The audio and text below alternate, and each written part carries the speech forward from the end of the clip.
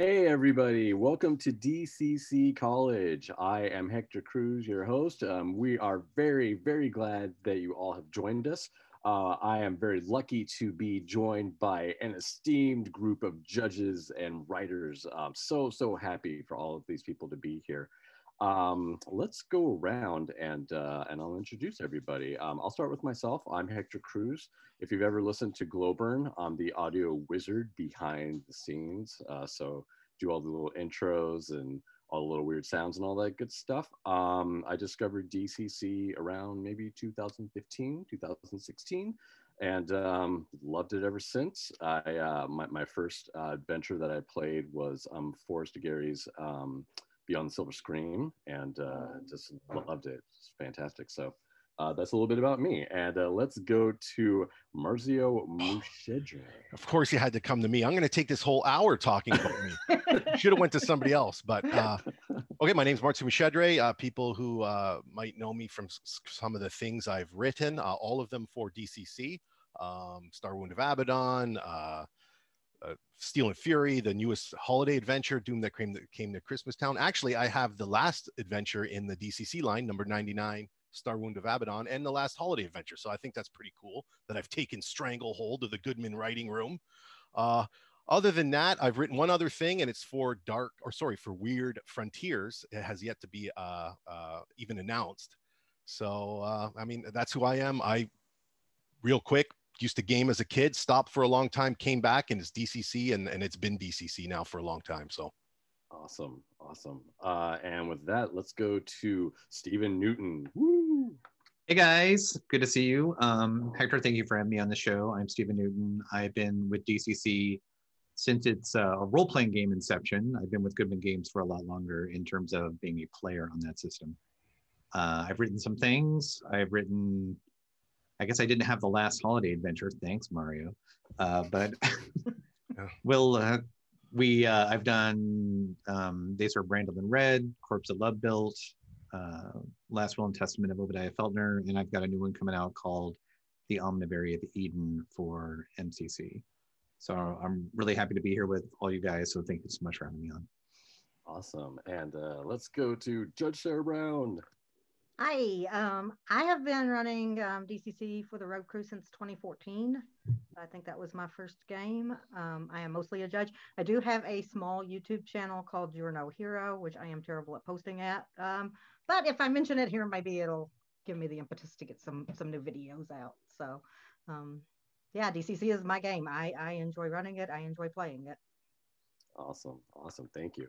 And last but certainly not least, Carmen Vance. Woo! Hi, everyone. I'm an illustrator for RPGs, mostly DCC, and I came to DCC through AD&D First Edition. I think the first module that I played was Emerald Enchanter. Cool. Yeah. That's awesome. I draw things. You'll see them. Yeah, check her out. She's drawn for lots of adventures. Yes. Also, the Corpse That Love Built is one of my favorite modules. Like, it's one of my favorite to run. It's one of my favorite to play. So yeah, if you haven't run or played it yet, you absolutely should. I appreciate that. Thank you. Seconded. Cool. All right. So we're basically all here to give you new judges and players some tips and tricks, how to make your games better, maybe get a little insight into our noggins of, how we run games. So with that, I'm going to ask some questions. And please, if you have any questions, throw them in the chat and we will do our best to answer them. So I'm going to start off with one that you've all probably heard before. What modules are good for new judges or players? And I'm going to start with Sarah.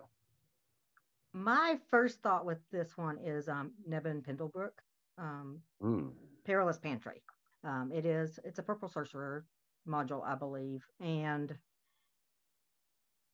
it has lots of hints and tricks of how to cut time if you're running long, lots of how to run different things. So it's really good for kind of giving a little bit of information to the GM that maybe you wouldn't have otherwise on making it run smoothly in a specific amount of time.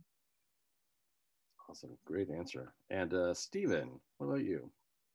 So it for a new player and or judge, I change it depending on like the age and the experience. So if it's a younger crowd, I will do something like Frogs, just because it's pretty vanilla. I mean, Frogs is pretty much as close to like traditional D&D as you can get. There's not a lot of like heavy plot line or NPC, so it's pretty easy to just like learn how to play the rules. If you are dipping your toes into DCC from another system, I like to use Doom of the Savage Kings. It's one of my favorite adventures. I think Harley knocked it out of the park with that one. Definitely. And then I think the adventure that really sets, I mean, everyone has to play Sailors at some point, right? I think that sets the tone for DCC more so than some of the other ones. So that's a good one for judges that want to get a sense of what is DCC about versus like a different style of RPG. And that was also the one for me that when I read that, I'm like, oh, this is the vibe they're going for this game. So I think it's a very eye-opening adventure. Excellent answer. And what about you, Mars? I guess the first thing I'd come to mind is you got to play something that speaks to you. So read more than one adventure. And DCC has so many, authors out there and third-party people writing in almost any genre, horror, sci-fi, whatever it is that, speaks to you. That being said, it was the esteemed Daniel J. Bishop had a t-shirt, and on the back of it, it said, I'm going to paraphrase it because I'm going to mess it up, but it's like, you delve into deep dungeons, you fight creatures, and then you encounter alien gods, and then you become level 1. That is DCC, right? That's true. And for that, to get the vibe of DCC, just like coming off of what Stevens just said, is I think Sailors, because it's more than just you're not cleaning out old McDonald's barn of rats. You're encountering gods and different things that are much bigger in scope than you would think a 0 level should encounter, and that's kind of the mystique of DCC, I think, personally. So that's my answer. Hit something like Sailors. For me personally, I always run, shameless plug, I run Death Slaves as my 0 level, yes. But because it's also the same elements of like you're way over your head kind of thing. But that would be my answer to that. Anyway. Excellent. And what about you, Carmen? Sorry, I was muted. My dog was loudly drinking water. It sounds like something from the deep. So I will absolutely concur with Sailors on the Starless Sea. I feel like it's the DCC equivalent of the Village of Hamlet. If you're familiar with like AD&D, it's like that universal experience. I can't think of anyone who either, if they haven't played Sailors, then they've heard of Sailors, and everyone has a Sailor story, just like an epic thing that happened at their table. So I think to get like that universal experience and feel, I will also do a shameless plug. I love running Temple of the Hamster. It's so incredibly silly. I feel like it really gives people like, it's one of the games that I've run that people tend to most enjoy. And just, it's very silly, and it's not really high stakes. It's good for beginners. You can adapt it for a younger crowd and leave out just a little bit of the gore. But really, I think one of the great things about DCC is you can kind of scale any module to your group, and for any age range, and just sort of like cherry pick a few things here and there and kind of mash them together, and it's no biggie. So. Awesome answer. Yeah, you all kind of said what I was thinking. Sailors definitely. Doom, is awesome. Going back to what I said earlier, the first module I picked up was Beyond the Silver Scream. You might have to pare down some stuff for a new judge, but the really cool thing about it is you start as kids from the 70s. So if you're trying to introduce somebody, maybe just to RPG adventures in general, it's kind of a cool way to be like, hey, you're teenager kids and you're going to a movie and all of a sudden, blah, all this stuff happens. So it was great. I ran it for my friends and they never played DCC and they had a hoot. So That's a contemporary adventure, right? You start off in like modern times. Yeah. Yeah, in the 70s. Yeah, it's Yeah. great. Or you can start in the 80s or whatever, but yeah. Fantastic. Really great stuff. Awesome. Okay, so on to the next question. How do you prepare for your gaming sessions for cons? And I'm going to start off with Carmen. I generally do more prep work than I maybe need to.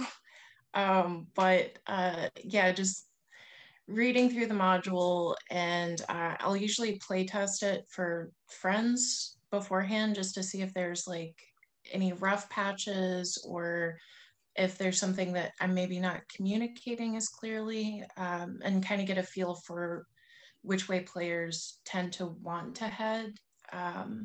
And if something's tends to be a little bit overpowered, then I might scale it down a little bit.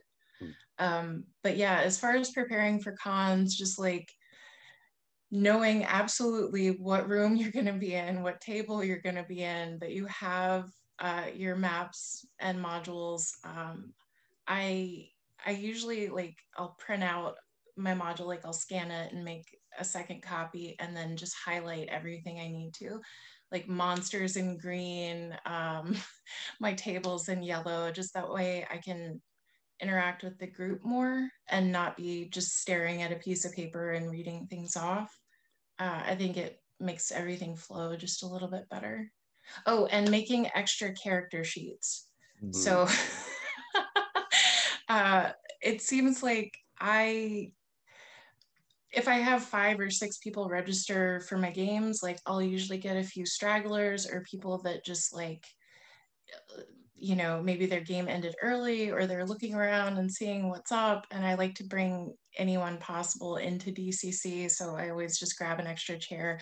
Sometimes it's bad. Sometimes they're like, don't let your table get to like 13 or 14 people because that's not fun for anyone.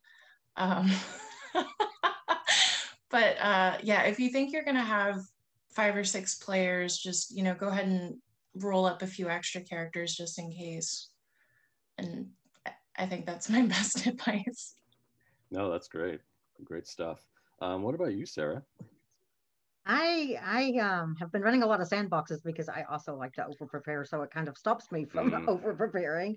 But I am running Orwich Grinder tonight, and I will show you what I do because I do index cards. So here's the front, and I have basically bullet points that tell me what's in each room. If there's a possibility of encounters, there's hit point boxes I can check off.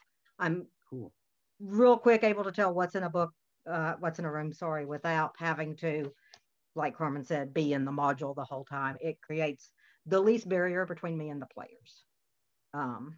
I feel like, because I don't have a big 8.5 by 11 book. I don't have a tablet. I have basically a 4 1/4 by 5.5 sheet of paper that I'm looking at if I need to, and very, very limited amount of information just so I can pull from it quickly. So if I am actually running a module, I really, especially for a convention where I'm on a time constraint, I love having kind of an index card system to do that. That's cool. You said index card system, and my type A heart just went flutter. I'm right there with you, which is why I do it. That's a really awesome idea. What about you, Stephen? So similar to Carmen, I always try to play test at least once or twice before I go to a con. I think for me, I mean, these are all good ideas, you know, printing stuff out, pre-gens, bringing pencils for folks. I mean, there's like a lot of the logistical stuff. But I think for me, the most important piece at cons has been bringing my big dead stamp that comes with the 0 level characters. So that's such a visceral experience, being able to just really slap that down on the table. So that's probably my most important piece of equipment after the dice. That's awesome. Yeah. That's great. What about you, Mars? Okay, can I just say I love the answers from everybody, but especially from Carmen and Sarah, because over prepare. I'm going to hit you with the real right now. No one wants to see you coming up to the table with your binder with bullshit papers all hanging out of it and you're not ready. Over prepare for the con. I personally, it's a 4-hour window and you are the master of it. So you know everything that's going to be in this adventure. I have every creature, every single item you're going to find. I have a laminated handout with a picture on it and what it says so I can hand to everybody. You don't have to do that. I agree that's way over the top, but be prepared. No one wants to play your hell thing that you're not ready for. And by the talk of everybody that that's answered so far, they've done the exact same thing, whatever, cue cards, index cards, know your adventure, control your environment. I mean, have fun. I'm going to turn into my old football coach in a minute. Take pride in what you do. You know what I mean? Don't be lackadaisical. It takes work to run a good game. So do it. Do the work. The benefit on the other end of it is unbelievable. It's addictive. If you take pride in what you do and you try to run a really good game, that you'll reap all the rewards from it afterwards. So that's my advice to everybody. I don't care what game it is. Just kind of, put in the effort before, because it does take effort to run a good game. It just does. Yeah, no, that's awesome. Let's do it for the Gipper. Yeah. Quarterback has to go down. What? Sorry, flashback. Yeah. Also, I feel like over preparing for a game kind of lets you in the moment sort of loosen up and relax and enjoy it. If you know what's instead of trying to tightly constrict everyone to a story, know. Yeah. No one likes a puppet master. No. You don't want to railroad everything, though at cons, I mean, I guess you kind of have to maybe nudge them along, but I normally try to keep a notebook, kind of like you all. I don't go as far as Mars, but I love the laminated card idea, though. That's really cool. I usually keep a notebook, a map, just keeping all stats and just making sure that, whatever your players encounter, like y'all say, you're ready. You just don't want to be like, okay, that monster is, X and Y and Z. So, great answers. Yeah, if I could just, what I meant by it doesn't have to be a laminated card by any means, but if you're sitting at a table and there's new people and you're getting all this information of this adventure that you're trying to cram a written module into 4 hours. Yep. So when you tell somebody they found a key, that key is so easily forgotten in the mayhem of the table. But if you hand somebody anything, even like a drawing of a key and a write-up, and you hand it to them, it's there. It's a physical object, tactile, they can touch at the table. And whoever has that item. So if it's in front of them, it just happens to be thrown in the table in front of somebody, you can always say that person has it. And I find that depending on the game you're running, if you have a lot of clues and items that are needed, it doesn't get lost in the wash of you're hoping somebody wrote it on the back of their character sheet that no one really ever looks at during game anyway. So that's what I meant by it. Not any kind of railroading or anything like that. Oh, no, not at all. You just reminded me of something, though. I love using props at cons if I can. That definitely makes it fun. Like Mark was saying, if you can hand them something, even if it's a token or just something, or even like a real key. It's fantastic. And it'll make your players remember your game and remember that item. So, yeah, awesome stuff. Let's see. Okay. What is your favorite module to run, just in general? And I will start with Mars. Oh, my favorite module to run. I've been playing since the 4th grade, and we never played modules ever. We had them. I have all those modules. I've played 4 in my whole life. I can name Desert of Desolation with my brother in the basement in grade 6, which is an awesome module. And a Mysterious Tower, and then Curse of Strahd, which I'm running now, and then mine. That's the only ones I've ever run. So to answer that, what was the question? What's my favorite module to run? Your favorite, if you have a favorite. I guess the next one I wrote for me. I don't know, weird, but that's I mean, I don't know. If anything, I'll go back to Desert of Desolation because it's got great memories for me of running it. And of course, the Mysterious Tower is the first game I ran when I introduced DCC to my friends. I kind of, even though it wasn't written for DCC proper, I think it was a 3.5 adventure. I kind of used the new rules and everything and morphed it in. So those are some of the favorite ones I've run. That's cool. Nice. What about you, Carmen? DCC specifically or anything? Anything, doesn't matter. Probably Tomb of Horrors. Nice. Such a good adventure. I love modules that have puzzle aspects, and it's so classic. You can adapt it for DCC or any system, but I feel like it's one of those modules that gives players an epic story to tell. Like, I died in that, and you know, it's about that sharing experience and that storytelling experience. So yeah. Awesome. And it's super mean. It's such a mean module. Yeah, it makes funnels like look happy and nice. A little bit, yeah. You know, it's that gauntlet. Exactly. What about you, Sarah? So, RH Grinder is one of my absolute favorite ones to run, which is why I'm running it tonight. Every time I play it, I have different experiences with my players, so that's always interesting. Like it has enough of you get to choose where you're going to go, that people go in different directions every time, it feels like. So I really like how it varies depending on the players that you have. And not everything does that, because there's some obvious. Sailors is my other one. I will say I've probably ran Sailors more than any other game, and it's almost always for new players, and you get to see that experience where they go, oh, well, this isn't what I'm used to. And however, there's it's clear what you're dealing with a little bit in monsters versus people versus that kind of thing. Whereas RH Grinder, not to hopefully spoil it too much, but yeah, you have a little bit more question about what you're doing. So I like both of those a lot. Yeah, great answer. And I'm going to throw my newbie card out there. So I have run stuff. I've mostly been a player. Like, you know, I played RPGs when I was a kid, but never ran anything. I was too shy.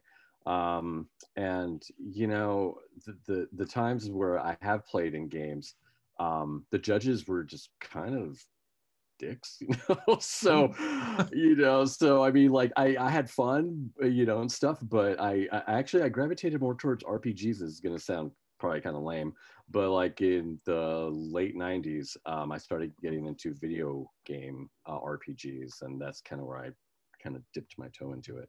But anyway, so DCC was the main system where I read it and I'm like, oh, okay, yeah, I can do this. Like, I really want to run games. And so the first one that I ran, like I said, was Beyond the Silver Screen. I ran Sailors, you know, and I've run a number of adventures. I had a lot of fun running Sailors. That was definitely one of my favorite. I would love to run Tomb of Horrors. Never run that one yet. One module. Oh, okay, I kind of lied. I did try running one module, but I sucked at it really bad. But one thing I'd like to go back to is Isle of Dread. I did try running that one, and it was fun, but I probably maybe wasn't a good experience for the players. But for me, I loved the whole dinosaurs and just, you know, the crazy, you know, sandbox, you know, type of adventure that it was. So there's one thing I'd like to go back to. It'd definitely be that. Awesome. Okay, so from there, what was the first module that you ran? And it doesn't matter if it's DCC or not. And what did you learn from that? And I will go with, I will go with Mars on this one. Well, the first module I ran, like I said, was Desert of Desolation. It had to be like 1987. And what I learned is that never, ever, always change a module anytime you want to. That's what I've learned. And especially, unless you're running one of Steven modules, then run it, or Stefan's, run it exactly the way it should be. But if you're running anybody else's, change it, whatever you like. I mean, these modules are, especially if you're running one of mine, because you're probably smarter than me, change things in there that fit your game and your players. Don't be scared to alter things. These modules should never be run exactly as written, and they're very difficult to do. Running a module is hard, I found anyway, because I haven't run a lot of them. And like I said, I have all of them and I love reading them. I love even when I didn't play that big block of 20 years that I didn't game, I still collected modules and read them. I'd go to old used bookstores and buy the modules and read them. but change them. That's what I've learned. Change the module that fits your players and your gaming styles. And if you think something's cooler or something's, doesn't fit, then get rid of it and do your own thing. I love that. Yeah, that's great advice. Remember that one, judges. Always make the game your own. That's fantastic. What about you, Stephen? So the first one because I'm an old guy, the first one I ran was In Search of the Unknown, B1, back when the world was new in the blue box. And I don't know if I learned anything. I mean, I learned like words like portcullis and whatnot that I'd never heard before. So there's a lot of vocabulary. I got to use the word transmogrify in a work meeting the other day, and I learned that from D&D. But what I would say, I want to echo some of what Marzio said, is like what I've learned, and I do love the Desert of Desolation series. I think that's a great series of adventures. I love Hamlet. And I guess what I would learn from those is like, what is a type of adventure you want to play and what's kind of the experience you want to have. So I like to have big cinematic experiences in my adventure. And if you're just like we said, if you're just crawling through and killing rats and whatnot, then change it up, move things around, like speed things up, like fast forward, change the map. If you like a certain encounter, just bring it forward. But in addition to making it your own, read the table, see if your players are engaged or are they on their phone, call on people and just try to keep it moving, is what I would say from that. And you will learn from certain authors. I mean, I like totally fanboy on all the stuffs Harley writes. And I think, how would Harley have done this? Okay, so I'll give you a tip. So something I learned from reading Harley Adventures is he doesn't ever just have a monster. He typically has a monster combined with an environmental hazard of something. So you're not just fighting the giant, you're fighting the giant while there's boulders rolling off the hills and whatnot. So these are total shameless tricks I pick up from, reading and playing other people's stuff. That's awesome. Love it. What about you, Carmen? I also fangirl over Harley. He does such a great job. Like, his monsters they're so well integrated into their environment. I feel like he does really good foreshadowing throughout all of his modules. And they're just so well written. Like, there's some adventures that aren't really great. It's more like reading stereo instructions, but his are actually really enjoyable. Which, I mean, they are. It's a technical manual, but some authors add that spice where they're just really enjoyable to read, like on your lunch break. But the first module I ran was Dungeon Land, which it's Gary Gygax, and it's like an Alice in Wonderland setting. Cool. And I, kind of like you, Hector, I was a player for years and years and years, and I did not want to run anything, but I thought it would be a good idea to dip my toes in the water. So the first time I ran it was at a con, which I do not recommend running your very first game ever at a con. That's a terrible idea, although it's trial by fire. But I think what I learned from that, other than don't do it, was sometimes your players will hyperfixate on one aspect of the adventure that really, like, it's a red herring. It has nothing to do with the adventure. My players loved the mushroom forest and they wanted to eat things from it. And so I had to ad hoc come up with different effects that each different colored mushroom did. So like during game, we all ended up just sort of writing out this table and coming up with effects. And I think you just have to be really flexible as a DM or judge to sort of allow things like that to happen. But in the moment, I was sweating. I was like, I don't know that this is a good idea, but you want to do it, so let's do it. And really, it's all about whether the players are having fun or not. So as long as they're having fun, you are doing a good job as a judge, and you're never as terrible as you think you are. So I agree with that 1000%. That's awesome. What about you, Sarah? So speaking of being a terrible judge, my first module that I ran was shortly after my husband and I got married. He had some coworkers that wanted to play D&D. I introduced my husband to D&D, and we had played through a fairly lengthy campaign where my brothers and my husband would take turns DMing. And he wanted to play, and I was like, I'll run something. So I went online in 2001 or whatever and looked for a module to run, having never really. I did one short, like, I don't even know if it was a module in the late 80s. So I'd never run, I'd just been a player pretty much, and found this module. Don't know the name. It was something I found online. Don't even remember very much about it, other than the fact that in order for the story to progress from the beginning, a saving throw had to be failed. It was a stamina, saving throw, and everybody kept passing it and kept passing it and kept passing it to the point where everybody's just like, I'm done. And I was so green that I'm like, I don't know what to do. It ended up everybody hated everything. And so what I learned was don't ever run anything again until it's 14 years later and you have a game you really want to play, and the only way to play it is to run it. So yeah, that just totally turned me off of GMing for a very, very long time. Yeah, I will mirror what you said, because like I said, when I tried to run Isle of Dread, I probably didn't do anything right. I didn't follow the module, and like Mars said, I didn't do my preparation. I didn't know, I was probably 14 or so. I didn't know, and yeah, that kind of turned me off from it, and and then I was just a player for a little bit here and there, and just did not want to do it. So yeah, as far as running it for friends, again, Beyond the Silver Scream, that was a nice one to dip my toes into. First one I ran at a con was one that I made up for DCC using the 80s. Remember the D&D cartoon with the 80s kids and all their magical weapons and all that stuff? I wrote an adventure called Fairy Dragons Wear Boots.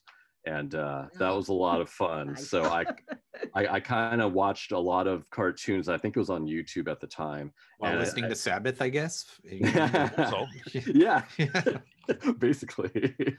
And yeah, I just watched the cartoons, and I'm like, okay, I got to come up with a good story. So I just took two cartoons and just meshed them together and made an adventure. And I ran it in the lounge. I was super nervous. Like, that was the first Gary Con I ever went to. I think it was Gary Con 10, 2018, and I was just super nervous. But it turned out to be okay. I think that's the thing I love about DCC, though, right? Is the system, it just really lets you kind of just. I'll go back to what Carmen was saying, improv, and just kind of ad hoc, and if your players throw something at you, which they did, they challenged me. You're like, okay, yeah, you searched that hidden rock or something, and yeah, this is what happened. Monster pops out or whatever. So, absolutely love DC for that, and DCC for that, and yeah, great answers, by the way. That was awesome. So, one thing that I have noticed when I first started running DCC, that I was not good at was some of the combats were long, especially for the funnel, because I was new, I was trying to give all the players a chance, and it just lasted too long. But as I've judged more and more, I've gotten a lot faster to make it, kind of fast and loose, kind of like what Steven was saying. And one trick that I tried during a play test was the initiative order. Instead of doing a D20, I would have people roll a D10. And instead of wanting to be high, I would make it like 1 is the fastest and 10 is the slowest. And I would do that for every round.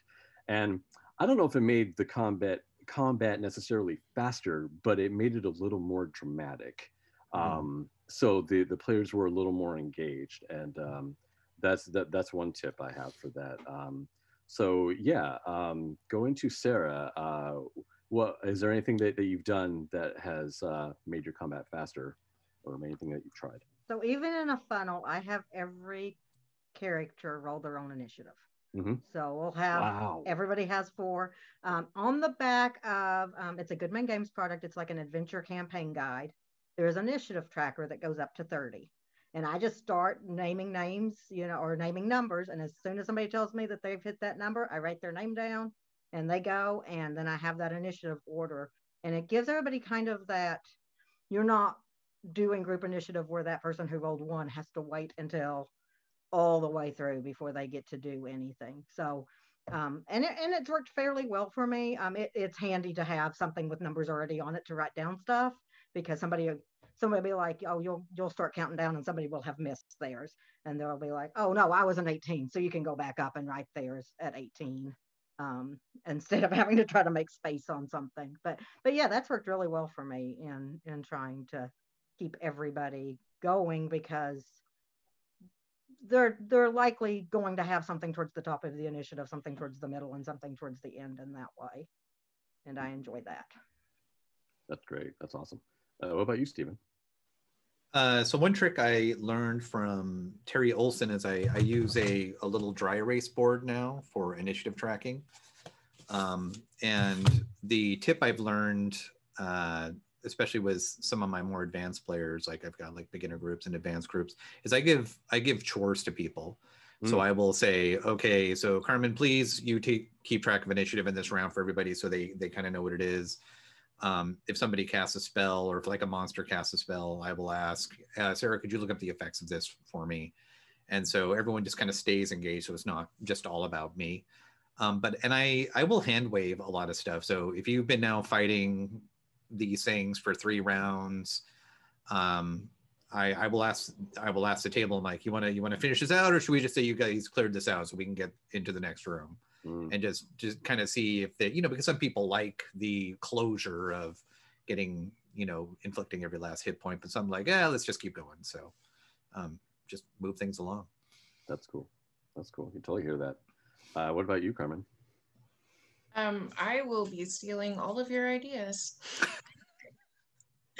Like Stephen, I like giving everyone a task so that, they aren't just waiting until their initiative rolls around. But yeah, I other than that, I don't really have any advice. Although at one point I did have a group that I had to institute the old school egg timer. So but that didn't have to stay around for more than a month or 2, and then it was gone. They had gotten used to like making decisions about what they were going to do. So it's a little extreme, but if you have to, like, definitely use an egg timer. I'm going to add one more before you jump on. The other thing that I forgot is I fudge fumbles and crits. So if you get a fumble and crit, I will just do something in game based on what's happening. Oh, that's cool. I will make up the results, or I will have the player make up results. What do you think happened after the creature clawed your eyeball out? What do you? So I rarely actually go into the book and look up crit results or fumble results. Heresy, burn him. That's cool though, because you can really play off of what's happening in the dungeon, or whatever the adventure is. That's really cool. Also, players can imagine way worse things than we ever could. Yeah. Yeah. What about you, Mars? I'm gonna go by the teachings of Robert E. Howard here. And combat's boring. Combat can be boring. If you read a Conan story, they are not drawn out combats page after page. They are quick, they're bloody, they are cinematic. So when I run a game, to make it easy for me and when I write a game, there's not a lot of combat built in for combat's sake. There's combat with consequence and there's combat for purpose. My combats have to tell the story. So they're usually like, and if you want to boil it down to actually X's and O's, game terms, they don't have a lot of hit points. Okay. They're going to get killed, right? That's they hit hard and they can be hit, but we're not going to have this long out thing with an 87 hit point ogre that's, you roll this in a couple of rounds. This combat's going to be resolved one way or another. It could be resolved through the environment, through the creature fleeing after X amount of rounds, or something else. Something happens where the combat's not drawn out. I find that, you know, there's different types of players that like to explore, problem solve, players that like combat. And this still feeds that, you know, like combat itch, but you don't have that bogged down, you know, random encounter combat where you have to whittle down somebody and you're always waiting for that last hit. Combat's kind of flow, and I try to make them like really cinematic and full of consequence. But like I said, I don't like to put too many combats in there for, I like more to focus on problem solving and exploration, and then combat with purpose and consequence. So that's the easiest way I get around speeding up combat, is truthfully by not having a lot of them and having them go by pretty quick, much like you would read in a story book. You're not going to be drawn out on, you know, this dueling combat, especially and with other people at the table kind of waiting for their turn. It doesn't work, I find, right? You want things to happen. So that's kind of what I lean at for combat. I know for some people this is complete heresy, but that's I find that works pretty well in the games I run, especially in a con game where you're limited and you want to tell the story. You don't want to leave people just hanging because you've got hung up on the fight with I don't know, the lizard people or whatever for literally 40 minutes of real time. So yeah. I have something even more heretical to say. If it's getting boring, just go ahead and have your monster stats. just let them die. It's fine. Yeah. Exactly. Okay, you did that hit. Oh, look, they fell over. But truthfully, that's going to be the outcome anyway. It's just a matter of time. Like, you know, in a combat when your characters are never going to really have a fear of losing. They're just getting like this drawn out thing with like 8 of these certain type of creatures. So you got to try to, I don't know. You're absolutely right, Carmen. Do that. Yeah, I mean, there is a rule for that. They've got morale checks. I don't know how many people actually use it, but if things start going in there, it's like, oh, these things do a morale check because their leader died. Oh, they're out of here. So you can even do that within rules. Yeah, give them a taste of combat. Leave the important combat for like maybe the big bad at the end or something. Right. You know. Yeah, that's an awesome point. I just recently have used the morale check, because that's one thing I always forget about. And yeah, it's great because, you know, they'll be fighting something, all of a sudden it runs away. It's like, wait, it ran away? Yeah, they ran. They don't want to die. Self-preservation. Who knew? Same thing. When people cast spells or turn, and then you're looking in the rule book, how many rounds does it turn for? Well, it's turned, it's gone. You know what I mean? It fell asleep. It is asleep. Coup de grace, this thing. You did it. It worked.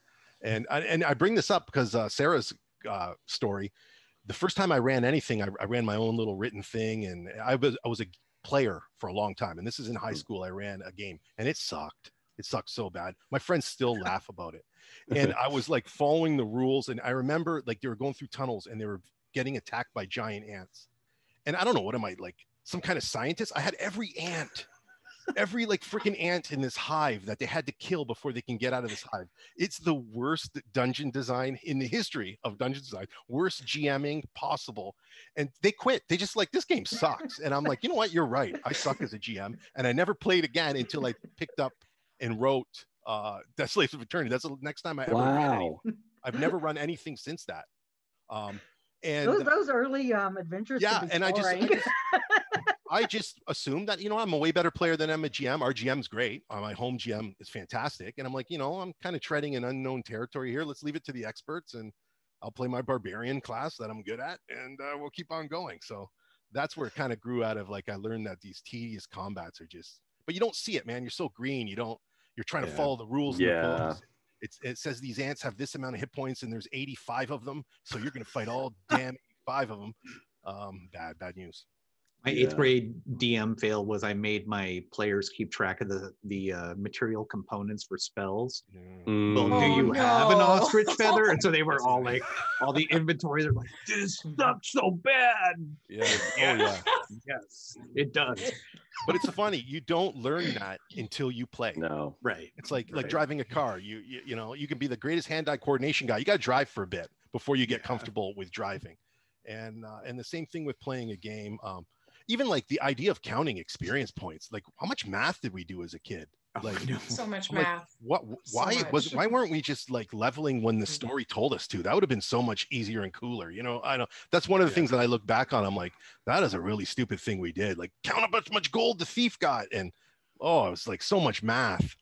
Also, like as a new DM or judge, there will always be a player that knows the rules better than you do. So you can have them play that part. Yeah, excellent. Yeah, all awesome answers all around. Absolutely. I think we've all been bad judges. I'm about to go be a bad judge in about 15 minutes. Yeah, I was a bad judge an hour ago. Yeah, it's a railroad. So those watching, it's a railroad adventure. I had to write it over a weekend. Yeah, that's okay though. See, but it'll still be fun. It's all good. And Mars had an excellent analogy. I love that, you have to learn how to drive to be a better driver. Like, that's so true. You just got to keep doing it over and over. And I sense a theme here. Like, DCC seems to kind of, you new judges out there, DCC kind of, brings your confidence, or maybe your, I don't know, your inner, badass to run a game. So, don't be afraid, like there's a lot of love in this community. I'm just going to say, I think that the funnel makes it really easy to run as a new judge. It just that you're really working with streamlined rules, and it's an easy way to jump into something. Okay, so since Stephen has to go jump to another portal, we will be right back. But thank you, Stephen. Thank you for joining us. Thanks for having us. It's good to see everyone out in Twitch land, and I hope to see you in the Gathertown thing. Awesome. Okay, we'll be right back, folks.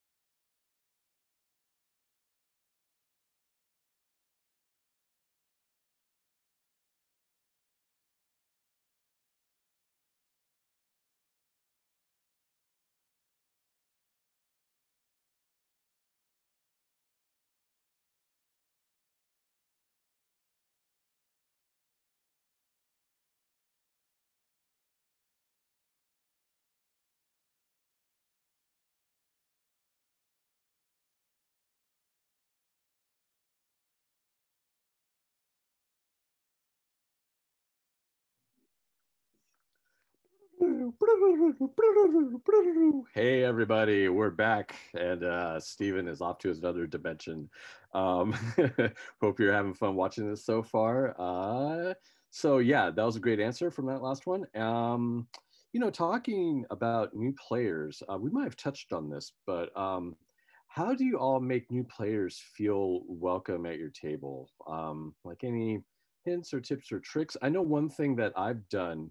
I wish I had the link. I would put it in chat right now, but there's a great handout out there that's like a little cheat sheet for new DCC players. And it's like a one sheet, and it basically tells you everything, like what to hit, what you need for a magic spell.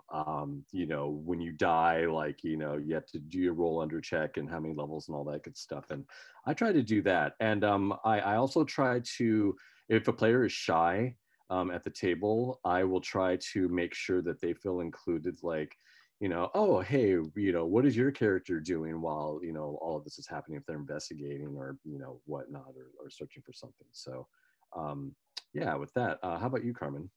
What do you do for new players?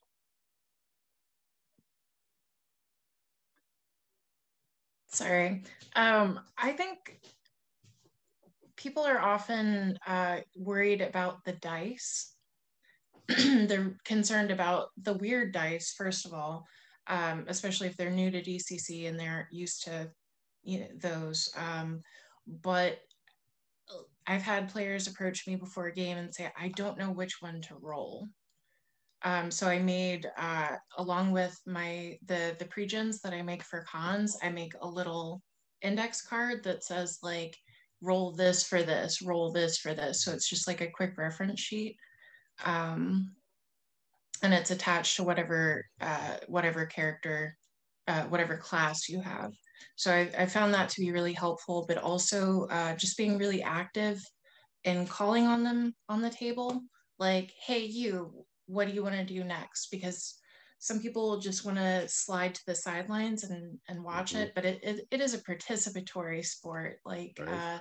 there's no spectators, like everyone gets included. So I think being really aware of the table dynamic and making sure everyone really gets a turn, really gets to speak and feels confident in their actions. I had a lady approach me before a game at a con. She's like, I really want to play, but I'm afraid people will laugh at me. I was like, nobody's going to laugh at you. It's DCC. Like I'll make sure you are taken care of. But just like stopping by her and saying, hey, what would you like to do? Or she's like, I want to hit something, but what dice do I roll? And be like, all right, you're going to roll a D10. You're going to roll a D8. You're going to roll a D6. But without like explicitly calling them out. So I think just being aware that, some people have anxieties about it, and just kind of touching on that and making sure the game keeps flowing is really helpful. That's cool. That's great advice. What about you, Mars? I find that the biggest thing that draws people away from interacting with the game is the lack of rule knowledge. And that's terrible because it shouldn't happen at all. And my thing is that when I write a game, if I can boil down the way I write a game into like a motto or whatever, is I want to engage the player, not just the PC the player has. So by doing that, when I play a game, like people are reluctant to do things because they don't know the mechanic behind it. But I'm saying, let's throw the mechanic away right now. Tell me what you're investigating, engage with the environment, and I will dispense with the perception roll or whatever. If you tell me you look at the painting, then I'm going to tell you see some writing behind it or an edge is torn up. I'm not going to have you roll anything to let you know that whatever you're telling me you're doing is happening in the game. And leaving those numbers out of it for people who aren't familiar with the numbers and because of that are scared to actually move and do something in the game. And just like Carmen was saying, an awesome thing when the lady said, I don't want people laughing at me. I let people know, like, we're going to do we're not laughing at anybody, but we're going to laugh with people all day. Like the whole day here, we're going to be laughing together. But that's kind of what I want to do. Like, I don't want to harbor too much on these dice rolls and the mechanics behind the scene. I ask them what they want to do and they tell me what they want to do. And I'll tell them what dice to roll if I need it. Hey, pick up that thing right there, or I'll throw them the D20 and roll it. And we'll tell you exactly what happens. This way they can kind of come out of their shell, interact with the environment without knowing any of the rules. And they don't have to. I'm not teaching them the game at a con. This is not a lesson on learning a game. This is experiencing a story together. And that's what we're going to do with, if you come to a con to learn a game, I don't think you'll have very much of a good gaming experience, to be honest with you. Go there to have fun. And that's the way I try to like get new people engaged in the game. And if they are engaged and they like it, they'll find a way to learn it on their own later or pay more attention to these dice rolls. And you'll find by the end of the game, they start realizing, these are intelligent people sitting here. They start realizing, oh yeah, I get it. That's a D20 for this. This damage, this weird die is a D8 and it does this. Unless you're my personal friends, which you've never learned in 30 years what a freaking D8 is. But if you have normal humans that are playing the game, you're going to figure it out pretty good, right? And I hope they're watching. Turn your freaking dice. Turn your DCC dice, man. All right. Anyway, that's enough for me. That's fantastic. Yeah. What about you, Sarah? I one of the things I try to do is at the beginning of the game, just kind of state how I am as a judge. And that I may not know every rule because I don't. And I am not opposed to fudging something at the table. I'm also not opposed to if somebody at the table knows the rule to let me know. If I'm like, oh, I'm not really sure, let me figure out what I need to do. And if somebody says, hey, I know the answer to this, I'm like, yes. So, but yeah, just to let people know, hey, this is how I run. This is what to expect. I am going to try to include everybody. I'm going to mess up rules. and I think that me saying, hey, I might mess up a rule makes somebody hopefully a little bit more confident in their lack of knowledge of the rules in being able to play the game. So Yeah, you just reminded me that's fantastic. That's one thing I try to do at my games for players who haven't played with me, whether they're new or not, is I let them know, hey, I'm not a rules lawyer. I probably don't know every single thing. So if there's something that you want to bring up, I'm not going to be like, no, you can't do that, within reason. But yeah, I let them know I'm fast and loose, a loosey goosey judge, try to keep things flowing. And yeah, that's great. And it looks like we're probably going to wrap up pretty soon here because Stephen Newton is going to be coming pretty soon. So stick around for that. And yeah, I guess one last little piece of advice is, the judge is always right. And most of all, have fun, like what all these great judges were saying, just make sure that your players are having fun and make sure that you have fun as well. So any last thoughts? Don't be afraid to run a game. Just go ahead and do it. It's not going to be perfect, but jump right in. Do more push-ups and play more games. They're both equally good for you. That's my advice. Awesome. And with that, thank you profusely for everybody who joined me. I really, really, truly love you guys for that. Yeah, thank you. I hope you had fun, and we will see you next time, and have a great rest of your con.